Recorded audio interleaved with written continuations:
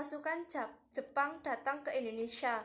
Sebelum meletusnya Perang Asia Pasifik, Jepang telah memetakan wilayah Asia Tenggara menjadi dua bagian, yaitu pertama wilayah A, beberapa koloni Inggris, Belanda, dan Amerika Serikat yang meliputi wilayah Semenanjung Melayu, Kalimantan Utara, Filipina, dan Indonesia. Kedua, wilayah B, yaitu koloni Perancis yang meliputi Vietnam, Laos, dan Indonesia. 1. Pasukan Jepang menguasai Indonesia. Pada tanggal 7 Desember 1941 terjadi peristiwa yang besar. Saat itu, Jepang menyerbu pangkalan Angkatan Laut Amerika Serikat di Pearl Harbor, Hawaii. Aksi Jepang ini merupakan sebuah gerakan invasi aksi militer yang kemudian dengan cepat merambah di kawasan Asia Tenggara. Mengetahui hal itu, sekutu tidak tinggal diam. Mereka kemudian membentuk komando gabungan, yaitu ABDACOM, American British Dutch Australian Command. Komando ini dipimpin oleh Jenderal Sir Archibald Percival Wavell yang berkedudukan di Bandung.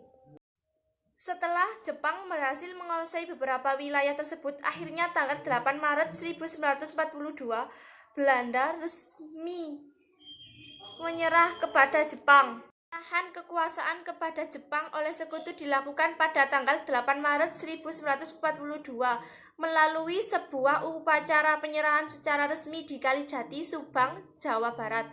Gubernur Jenderal Trarza van Starkenborgh dan Panglima KNIL Letjen Ter Porten menjadi wakil sekutu dalam upacara tersebut. 2. Sambutan rakyat Indonesia. Rakyat Indonesia pada awalnya menyambut gembira kedatangan pasukan Jepang. Mereka dielu-elukan sebagai saudara tua yang membebaskan bangsa Indonesia dari kekuasaan Belanda, di mana terdengar ucapan Banzai, Banzai, selamat datang, selamat datang. Soekarno-Hatta selama masa kolonial Hindia Belanda bersikap non-kooperatif. Organisasi di masa pendudukan Jepang. Terdapat perbedaan terkait keberadaan organisasi pada zaman kependudukan Jepang. Organisasi yang muncul pada zaman kependudukan Jepang berdasarkan sifatnya dapat dikatakan menjadi berikut. 1. Bersifat sosial kemasyarakatan. A. Gerakan 3A. B. Pusat Tenaga Rakyat Putera.